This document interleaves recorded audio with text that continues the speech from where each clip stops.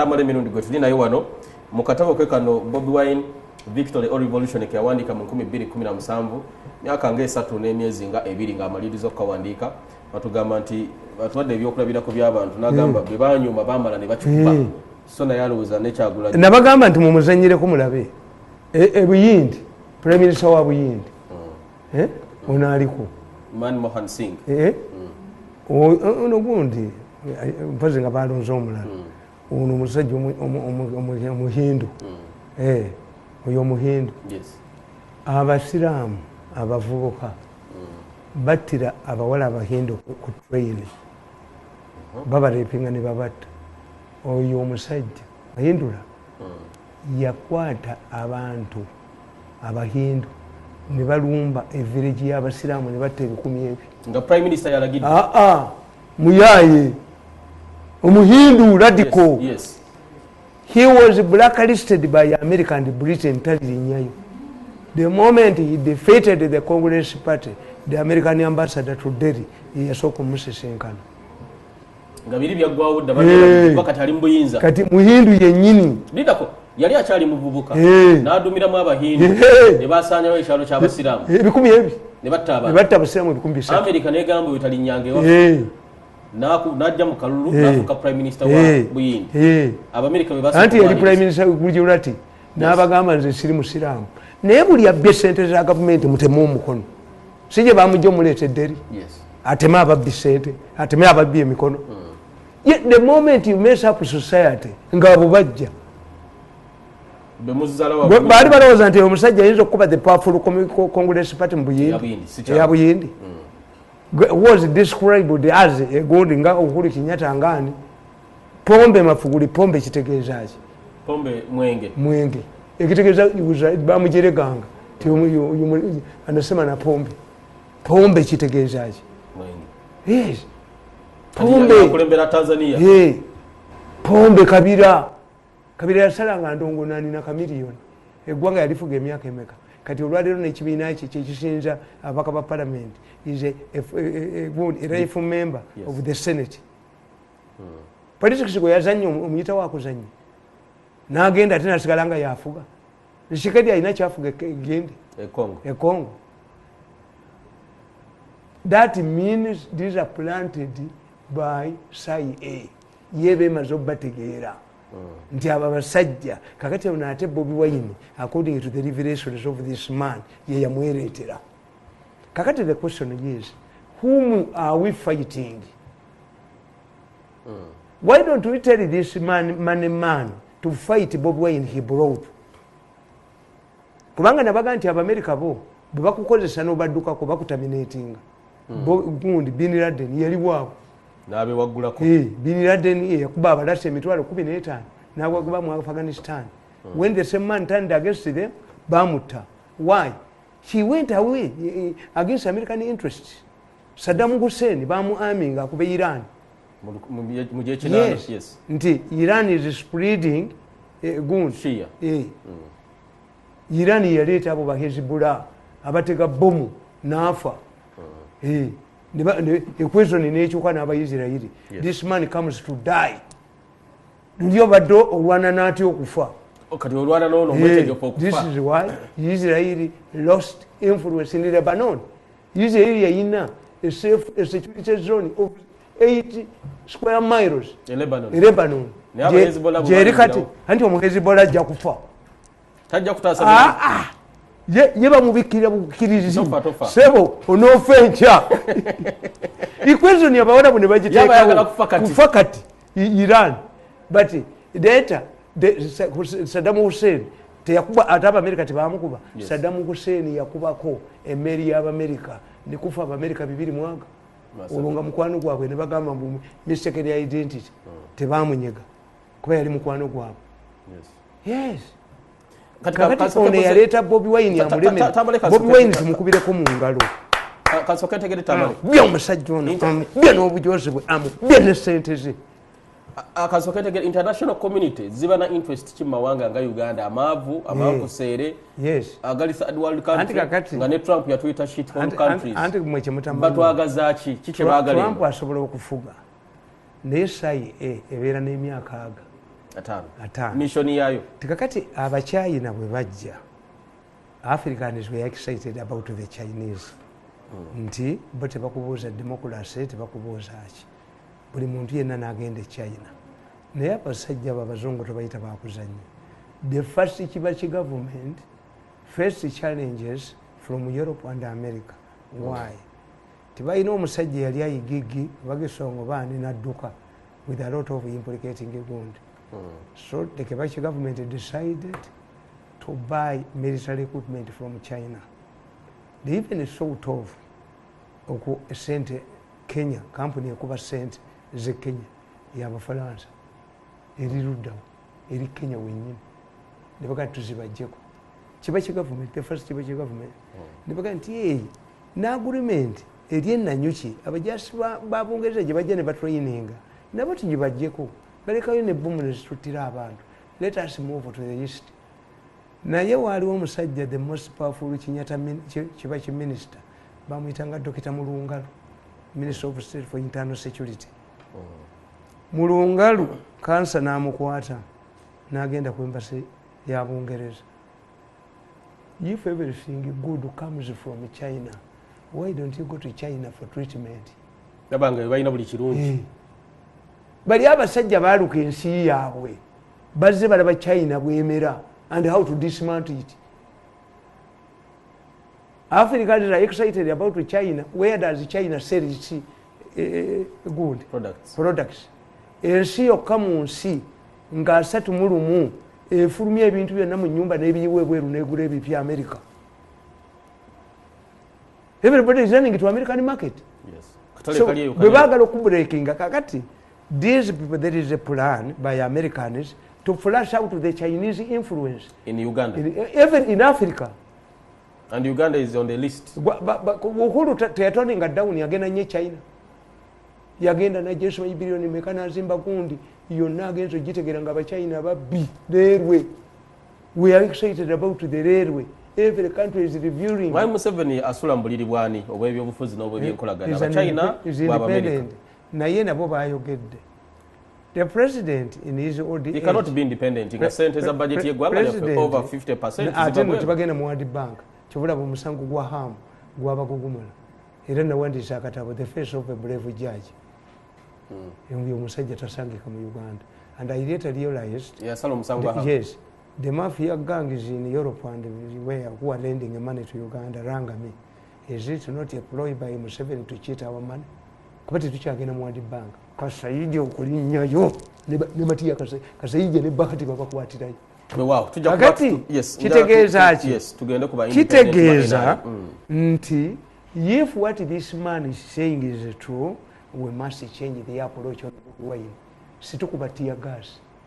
Bobi Wine tuyina mukolako politically tumukube n'Abamerika be if it is there. Don't give him any chance of creating America we bayingirira kubanga nkugamba. When a housewife suffers brutality, abuses by her own husband, and when this wife sees the husband coming back bleeding, ayagala omusajja yamukubye kuba mulabyeko naye ng'akaaba.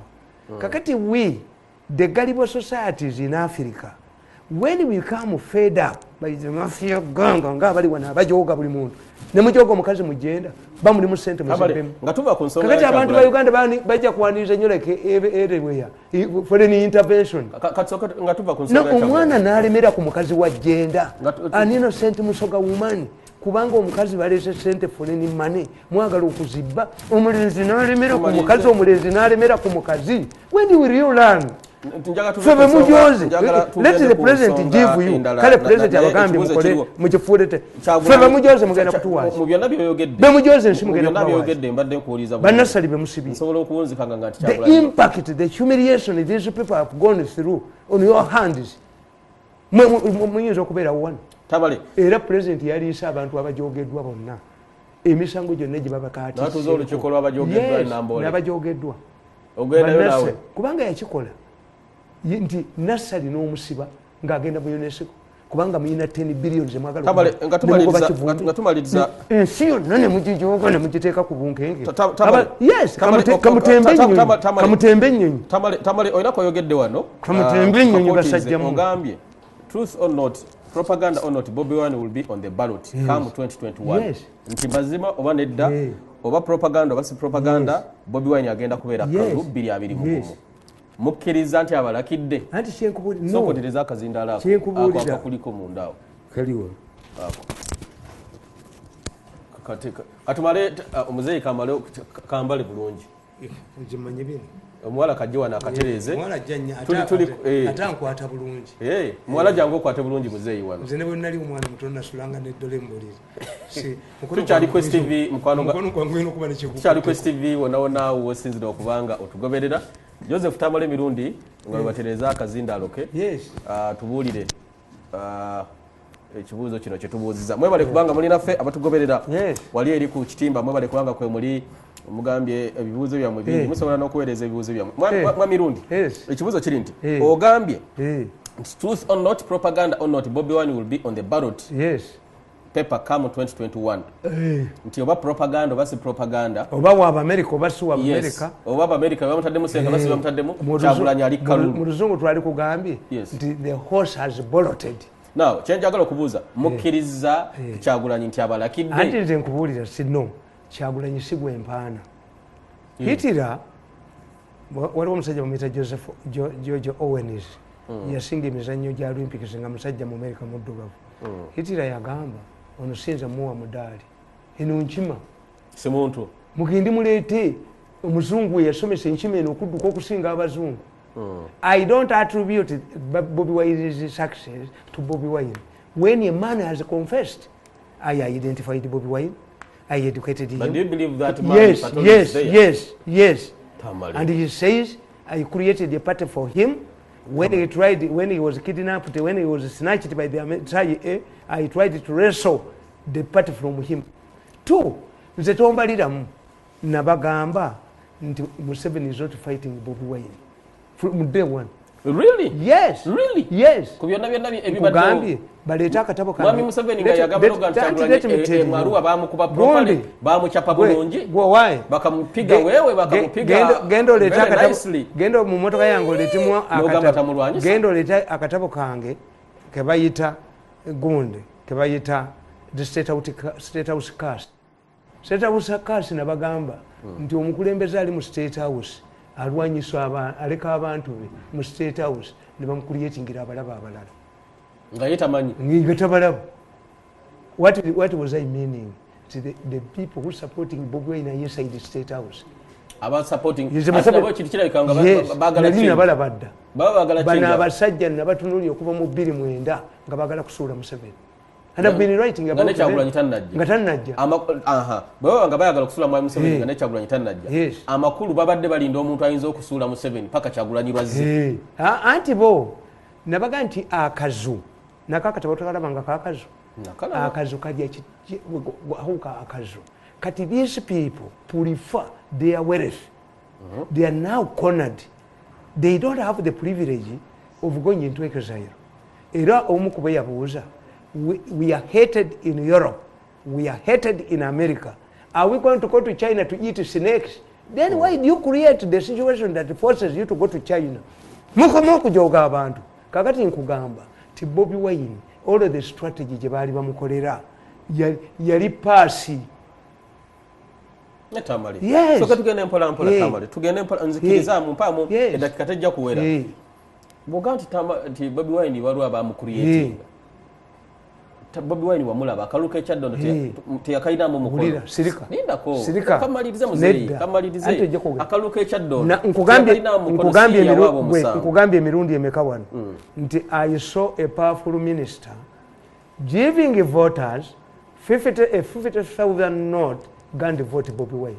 Mukaluka ekyaddondo. Yes. Ask people if I've not been saying it. Nga minister mu government ya Museveni mu by election ya Chaddo ngagamba mulonde Kyagulanyi vote Bobi Wine. What does that speak? Namuno mwekiri nti Bobi Wine yabakuba bombi Museveni negundi ne Besigye mukyala njuba n'avayo n'agamba nti all efforts by Museveni to bring mukyala njuba back mwena alemu aleme Tamale omuntu akulaba bwanawulira nga ogamba Kyagulanyi waliwo yamuleeta waliwo yamugira ajja kuwakana naawe tasobola naye nidako ajja kuwakana naawe naye amalatuule akkiriza agambe Tamale kye kimusasuza Tamale kye kimusasuza kubanga as a spin master from 7 olina okuteekawo embeera eraga Kyagulanyi kati mpagirani olina okulaga abantu Tamale mulimo gwo and you have to be paid heavily for that okulaga abantu Kyagulanyi is not a making of the people. I praise Kyagulanyi. This money man made a mistake. Kyagulanyi is a lucky man. He did not but go. He is success here is attributable to the people. No. To the people. No. To who? Kankubulire. Ebizigo cosmetics help beautiful ladies. Nti Kyagulanyi, you can tell me. Nti Kyagulanyi bazuula omuntu ali marketable omuvubuka bani bamafia ne bamugamba atandika okuyimba yimba tugambire yimba kagoma ate tebategeera bamugamba atandika okukola ennyimba za Kyagulanyi zonna bebaziwandika ennyimba za Kyagulanyi zonna za kifere batukanye bakulalira twajja nabirimba batukanye bakulalira twagwa nabirimba. It is inspiring Tamale. Buli omwasi bakiwani buli omwasi bakiwani yasibye omusajja ekiwani kankukubireko mu ngalo kankukubireko mu ngalo Bobi Wine ju yakubye omusajja ne sente ze kati ali walala gwe nosiba ne nodira Bobi Wine noga Bobi Wine abayimbi bayina ensonyi abayimbi bayina ensonyi nga bamulanga ne bakuba ebipande n'atajja nga sente yaziridde n'akulekera abalabi bakube Bobi Wine yabakubye Bobi Wine yamuteera musajja yamuteera ne sente ze yamuteera yamubinga akogeza n'olunyankole Bobi Wine yateera omusajja yamuteera yamubinga kati addako gubani kakati Museveni yalina crisis. Museveni ali mukatu. Yes. Why? We must use a different method because we don't know how cancerous the political landscape is on the side of NRA. Bobi Wine, if Bobi Wine has been identified before the mafia gang, ne bamukuleetera damage mbagamba bulijjo ne mbagamba nti mukwano gwo ajje wo bulijjo n'afunyisa mukazi w'olubuto akuleeta crisis yatandika ddi kakati Museveni's crisis is kina kugambi nti President Museveni aconsidinze to save goals biri Onyango. One, the president's decision to allow his brother and Kutesa's daughter to seek election as independents yatte ekibiina kuba kati abantu babuuza what is so unique about Zimbabwe where people are allowed not to seek party ticket? Can President Museveni now have the influence as the previously when his brother yayimiridde wali kyenjagala okubuuza NRM eri mu katolo akalulu biva Zimbabwe. Yes. Mwami Museveni yalemeddwa atya okutaggulula mukamwana we ne muganda we nekyo nakyo kyerabidde okyerabidde nti nakugamba nti politics of Zimbabwe will shape the politics of Uganda. Yes, wakyogera nakugamba nti politics of Zimbabwe will change Uganda fundamentally. Noga ajana kukyusa ne parliament. Yes, kubanga kakati kiri bwekiti. The president is facing a challenge from his family. But how can he? So koleke Mwami Tamale walina Mwami Museveni for the longest period munamawulire we gyasobola okubeera naye. Mwami Museveni gwe bayita Saabalwaja ine mundi gye bayita Ruyita Bagomi. Mwami Museveni alina vision akulembedde Uganda emyaka 35 akubye ekkoni n'amumalayo n'akola buli kimu alemu atya okutaggulula abeSimbabwe buli mukamwana we ne muganda we Sodo. Museveni is siro goyinza omulowooza nti siro move naye aba ne solution. But Zimbabwe are exposing the message is sending nti sikyakwetaaga. You resist. Era mwana wange ekimu ku binyambazizza essuuti eno Professor yatudde ne chairman namugamba don't bother with that arrogant man. Let him suffer from his ego. Bamukube. Era namugamba chairman omusajja mugambe Museveni keeps amawulu. He looks at you naye n'aleka amawulu. Two, Museveni by the time he mentioned something abamaze kifanyako solution. Chairman bwe yagambye gundi. But Zimbabwe we have talked to him. He is arrogant. Naye mu evening nazinywa amazina An man has accepted to go and seek pardon from Museveni. This is what has restored me, my trust in Museveni. Because otherwise, let me tell you, a voter is like a beautiful woman. A beautiful woman must have a strong man. Chovolaba nti golola tatambula na bawala babi. Mukanyakaana era yategeera nti abasajja bantawaanya. Yes. Kanfune ki? Boxer. You go to Europe, many international musicians, women musicians, marry their bodyguards. Yes, true. A voter needs protection. The moment I say M7, who is conceding several goals, you lose trust. I lose trust. How can you entrust my future to a man who is making, conceding, is becoming, accepting draws? That's why nze natuma omwana wange Salva Kiir lwaki. Olina omwana gwayita Salva Kiir? Nina Salva Kiir. Nina Salva Kiir, nina Mirundi Lebengula. Lebengula yali kabaka w'Abatebere, yasala abazungu. Interpreter yamukolera endagaano n'amulimba. Kakati omumisa najja ekiro namugala Lebengula ettaka lyoli ensi yo giwaddeyo. N'ayita omutaputa nti wakoze amusalako obulago. N'awandikira Queen Victoria. Ti interpreter wange abazungu bamuguze. Nanimba nensayininga endagaano ensi yange bagitutte. Queen Victoria yamugamba nti King Lebengula ng'olabye abazungu abali mu Afirika bonna si bange. Mulimu Abasipanishi, mulimu Abaportugal, mulimu Abafalansa, mulimu Abajamani, mulimu sikakasa nti abakubbye bange. Lebengula yoyola abazungu bonna n'abasala. And he declared he wanted the British. I have my son Lebengula. Salva Kiir, weak as he is, yatwala macha. Emundu yafugira mu State House. When Museveni was still with negotiating with the Mbabazi, Salva Kiir yaganti ekibe toka upesi. Amasasi nagafugira mu State House. Decision making. Ye Salva Kiir moyi. Kati gwenzana muntu muma moyi. Ugenda kudda moza lo. Webali. Mbuto we. Why? Because Moi naye yali decisive. Moi was the decisive man. Yes. Bwe bagenda nga basoowuko. Kenya was being torn apart. Nga abaana ba university balumiriza. A white car, a white Benz. Yabadde wano government of Kenya yamututte. Moi directed the police to arrest Nicholas Biwott. Put him inside. Biwott nebamukwata. Yamukwata. Moi omwana we yali sente ng'agenda ali mu bantu. Put him inside. Nakugamba nti Moi minister yagenda mu gavana abajuga Museveni. Namuga gwe wamu ogenda kugwa. Nkuwadde sente ogenda okugula abalonzi. Yagenda mu T-Dopi. Spia motors ye Kenya. N'agula Benz. Baba bala sente mukumanga fake man. President yamuteze. Kakati ne bakubira State House. Yes, we are having your minister, your excellency.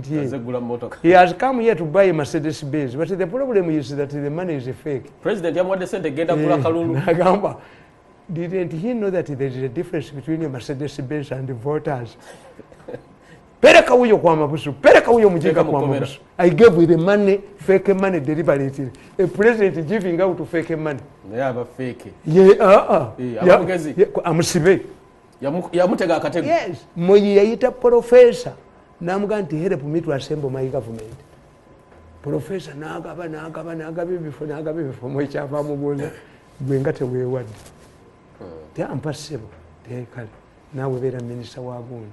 Kati omusajja ono kye yakola yadda ku ssimu n'atandika okukuba essimu gwe nkujjeemu gwe sikuwadde. Moi agenda okulaba nga amasimu agajja mu State House muzeeyongobedde ki. Manyi Moi kye yakola? Moi teyanyega. Baalangirira kabinenti nga noono yagikoze taliimu. Eyaggyemu banne. Nga ye kyayagala okugamba, if this man is the one who drafted this cabinet, how come that he does not feature? omusajja bamulonda n'ogenda mu East Africa Legislative Assembly n'agaanayo mu Nairobi yavuganga tractor ng'avudde eddalo. Stress yamukuba. Moi was decisive. Kakati ono agamba nti yaleeta Bobi Wine at least the president yali mukoze ekintu kimu. His house would have been searched because we are talking about bankrolling by 500 billion. Where do you petrol lipata wapi? His accounts would have been frozen. Okwata quietly nti agenza omwega ye no. The public would know to restore trust nti mukanyakaana atambula amanyi nti ayinabba omukubi waki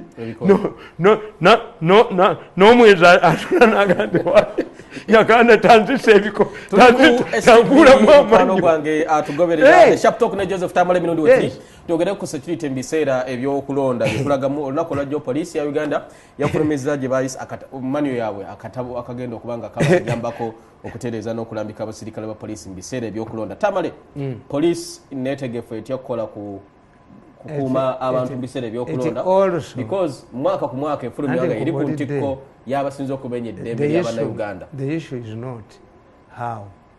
I've told you all of the strategies that the government had in mind don't apply now because the Bobi Wine they had in mind is not the Bobi Wine now. But my Bobi Wine twamuvuddeko. Anti kyenkubulira. Factors ne mubino mwali. Anti kakati gwe Abamerika bo banoonya ekintu kimu akalulu kabeera mu akavuyo bafune we bayingirira. This is how they penetrate countries. Ekitegeeza alowooza okuba abantu tear gas n'obakuba amasasi is unfit to be in the police now. Kati police tekikole. Yati kyenkubuulira Bobi Wine kati yeetaaga ffe aboogezi. Waliyo mutabani wo. Wamuweereza mutabani wo. Mutabani wange nadde simukuba. Emiggo. Miggo. Nadde empisa ennyina. Musanduku limbaana bange yazze wano mukwano gwange nambuulira mubokedde mbu bagenda kukuba omutwe mbu mutaani wa Mirundi diro yakuyingirira n'alemu bagikoledde wa mbuga. Ne mugamba bagambe gwe anti kampite nnyoko nkusiimuulemu mu baana be. Family eyaffe tejoogebwa. You decided to go to people power, you remain there. Bobi Wine can live with people power, my son cannot. Tasobola n'omukazi tasobola kuva mu DP. You come at my home at Izana. Motoka ziriko bifaananyi bye ezize wa DP bya DP n'ennyumba eri ku gate kuliko ebifaananyi bya DP. Tamuyinaako buzibu. No, ericognize. Noyambala nawe akakofi kibonenga kakyusi kiki. Enkofiira baziziyako kati nina empya ziri bazitwala nawandikira president ampe taxi gundi clearance nyingize enkofiira emitwalo ebiri toze ebbaluwa bagituulako babo tebaagala kiri okujjako nga bakibbiramu obubbi bwabwe we buli kakati nkubuulira bakiwanda tebasobola Bobi Wine. Museveni must change the whole thing. Now that we have known that Bobi Wine is an inside job aduse the goodness is aduse kumenta we kakata how counselors. Tamale someone said that we get the nti Bobi Wine waliwo abamu mentoring waliwo omuntu eyamukola. Someone said Tamale is a beautiful liar. Okay. Someone send in a message nti a beautiful liar. Has this idiot listened to this? Kwali wano mukwalabi baffe agaye Tamale is a beautiful liar. Has he listened to this recording? Which has forced some people, and you see they don't know. Mwamaze okutuula wansi gondi yamubuuzizza chairman yabuuza professor who are those other two who attended this meeting? One is the Minister of State for Finance, another is Banange Professor tasobola kwogera bulungi. Yatidde I was watching him trembling. Yes. Kakati nze nkubuulira security egenda kukola etya bannayuganda beetegeke bate because buli kalulu kabeerawo abantu babeera buli kalulu kabaawo abantu babambukeke masasiti ya gasi. Omanyi history ya Express FC Express yali ekuba amayinja. Express ngekuba bali firi. Express bagikubako goal 5 ne drawing nefuna 0 ne bagikubanya ne bagituuma 5 mu nnya nga terwanye. Why? Nga the coach is free tababye. Election violence Erupts where a person wants to go to parliament by force, by all means. Tobabba baleki bakirize. Kiriza abantu balonde. This is a different election. Mutaddemu sente nyingi billion. Freeze this money's account. Such how mwakali wamba Tamale. Akaluka tugenda mukali kati. Mu byobufuzi kalute kali mu besi. Mu polisi tekali mu kayihura. Yasiganye. Kagenda kufana na kati ya kali mu Bobi Wine kali mu Nochola. On the line of security. How is it going to look like? Let me tell you. The mafia gang have transformed themselves into a think tank. Naye omusajja yakugambye we must give traditional leaders money. Mayuka chava joyo omutwe nyagalo bindizi kubanga ali decent. Ne bagamba we must control department heads. We must have MPs. We must have local leaders. A think tank is the name. Mu Italy, the largest communist party in Western Europe was in Italy. After the collapse of communism, they became what? Progressives. Mikhail Gorbachev, he said he was not a communist. Onogondi, Boris Yeltsin, who was the chairperson of the Communist Party in Moscow. So changing a name does not matter. Removing Kayihura from the police, does it change its ideology? What you need is to overhaul the police. Because they said Kayihura, they didn't say Kayihura. Tebagamba Bugambi, Kayihura yali kanda wa NRM, police. Therefore yali serving interest za NRM ngali mu police. Olwaleero ekigenda mu maaso mu kalulu akaddako. Waliwo kakati olowooza y'omulamuzi yabadde tasobola kulya ssente. Omulamuzi yatidde repercussions. Sekana. Bajja mutta n'abaana be. Nasala amazima. Yes. Omulamuzi bamuyitanga Mr. Justice Order. Baali baagala kujjawo bazira yatta bonde mbula muyindo wa DP mu kinaana. Amoni bazira. Kiyonga n'ayitamu. Kiyonga ne bamuddusa emisinde abasemanyi balwenzi rule. Kakati bazira bwe bamukwata ne bamuleeta mu kkooti. Naye nga alina omusango gwa mada obutali bairebo. Kungulu baateekako fayiro eri bairebo. Ne bamugjayo basulities. Basulities bagera amaze okulosinga border ayingidde Nairobi ne bajja mu kkooti. Ffe tukomeza omusajja tetukyamulaba. Once you return the sureties court orders badde bakwata. He was nowhere. Naye baabuuza omulamuzi, why did you give a man who was on murder charges bail? Naga nti, can a judge turn himself into a state attorney? Did the state attorney tell me that this man, although he has a bailable charge, but he also has a non-bailable charge? Could I turn myself into? Kakati na wano wechiri. Police wants to turn itself into the electoral commission. No, the electoral commission wants to turn itself into a campaign manager of the candidate. Chichiba tugene pola pola. Police ya Uganda yagala kwefula kachoka bya kulonda. Akachoka bya kulonda. Nikefula candidate. Campaign manager. Kiriza we bakuwangudde bakuwangulewo. Kati embere fana. The moment you allow people to elect their leaders freely. Banalwanira ki? Express wagikubanga eggolo nga terwana. Naye refu n'alya ssente. Era waliwo refu bamuyita Kapalaga. Kapalaga yalya ssente mu musajja wa KCC. Kapalaga yakuyitanga. Najjayo kadi ya kyenvu bwati n'akuyita. Gwe. Bw'otegwise mu penitentiary nze penalty n'agijjawo. Basasudde. Bwe nga mulowooza nti amuyita mukola ki? Muwoninga. Naye Kapalaga yeepankira ku mupiira gw'Express.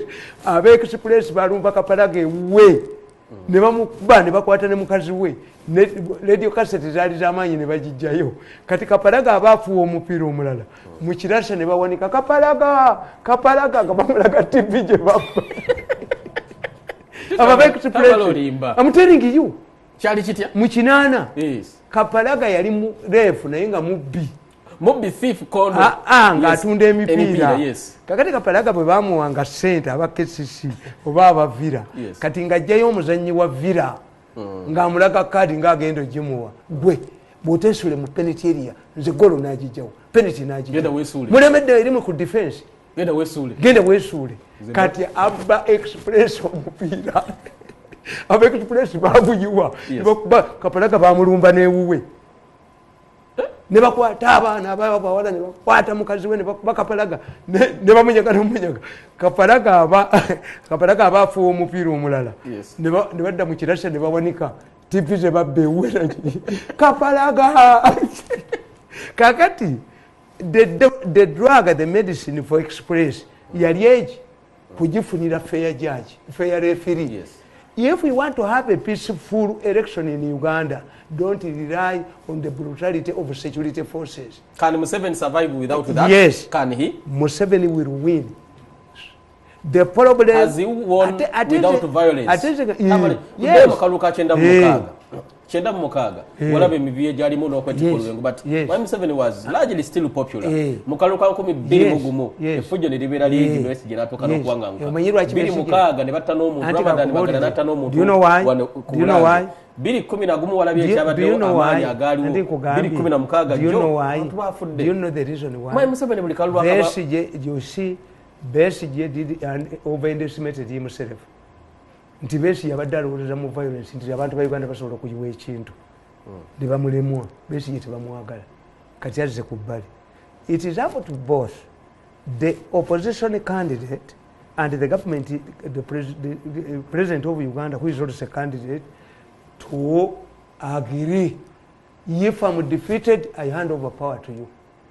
If you are defeated, concede defeat. But Tamale mukiriza abantu betogera ku violence naye banasimanye nalabyo omukazi mbwapudde mwerekezo commission ye nalebo abamu muveemu singa mabuyuliro yo bakuliriddewo mmere. Allow with these people, if they are 10, they are 10. Let the voters decide. Tamale police why do you bother somebody to withdraw? What method do you use that this man is weak or not? President Museveni yagende Kamuli n'amale Kamuli enakwezi ayogera n'omusajja ave ku bwachairman bwe Kamuli amuwa bwala this. The man stubbornly refused. Nebo bakuba akalulu ke Kamuli mu by election yafuna obulo bisatu nga bwe bubonyabonya Museveni. Allow the man to be defeated. Gundi omugenzi nali mu state house bwedi omugenzi bamuyitangani kezimbira miyingo. Yes. Omuvubuka najja yava mu kesisi.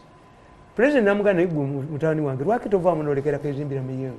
Namuganze nina omulimu gwange mwana accountant naye nali mugagenda giwangula ewaffe kezimbira mihingo si waayo batuka nemuyita mihingo tiye kezimbira mihingo musajja webutambala yakola kafaamu wa president nagamba kezimbira mihingo vaamu nja kuwa minister kati miyinga aba afuluma tamanyi nti abapolitika abambala amasuuti nabo basirikale ba Museveni yeye nyini agenda kugwata awenze ayogera n'aba protocol ayogera agenda ayomba. Yes. She was defeated by Yumbuka Pamitani. Isaac Sejjoba ane yakubiddwa mukamifu ine yakubwa ye yakubwa ne kwero siwa nokumpi kubutavaawo. Yes. Kakati allow people to vote willingly. But can the government of Uganda ngeri mukalulu esobola okukkiriza embeera eyo nebaawo kyali kibaddewo Tamale anti mukkiriza bulijjo mubadde temuyina enemy penetration Tamale kyali kibaddewo gavumenti nega katuleke system etambule kankubuulire olwaleero Tamale ng'abantu ba NRM abambala obukofiira nga bw'oyambala bagenda ne bajaganya ne bakola ebivvulu byabwe abantu ba ebibiina ebirala walaba obukofiira bwa NOP babukwata obwa FDC babukwata n'obulala ng'abantu bali mu kweyagala kyenkubuuza fair play eriwa. Let me tell you, people know that you were Muslim tebakimanyi kakati singa bakujjako erinnya ly'ekisiraamu nsigala ndi musiraamu kakati omusajja yayambadde akakofiira ke ne bamukuba nga n'ebifaananyi bye mu bikyalo mwebiri akakofiira kamujjako ki. That is stupidity on the part of the Electoral Commission. Wadde yagala akakofiira kabeereko whether it is there or not. Whether it is there or you fought kakofiira you lost. Provocation. The man without a kakofiira kankubuuze mukazi wo bw'aba ayambadde bw'osanga muwalawo ng'ayambadde gomesi ya mukazi wo gw'otwala mu kisenge. What type of brain is this? A gomesi does not matter. Kati gwe buli mukazi gw'ojja ogoberera waliwo omukazi omugezi nga mwenzi yayinanga gomesi bbiri nga bba bw'amugulira naye agula ezifaanagana. Kakati omusajja yamugoba ti ono mukazi wange yennyini ali mu gomesi.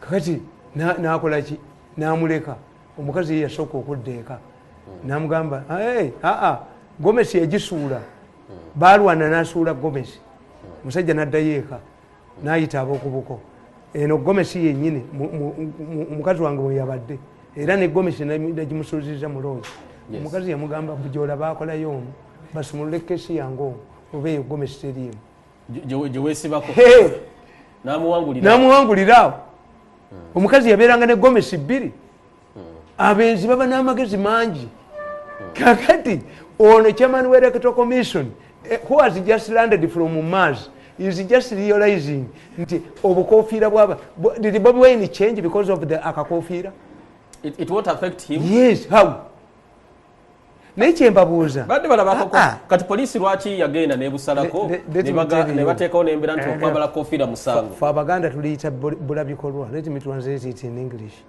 Ebulabikolwa muganda will tell you that it is stupidity that forces a couple to engage in sex during the day as if they have preserved important things to do during the night. In our Chiganda culture, sex is reserved for the night. Yes. Kakati when Muganda tells you labona ali mu bulabikolwa kiba kitegeeza nti bawanula amenvu emisana nti ekiro munaakola ki okuwanula amenvu is Luganda is a metaphor for sex. Timuli mu kuwanula amenvu misana bali mu kuwanula amenvu amenvu balina kuwanula ngeze wagundi okumulaba nsanze balina mukazi we bawanula amenvu toka nti banana kati baloko mulamu katono nnyo bana berekito commission bawanula amenvu misana.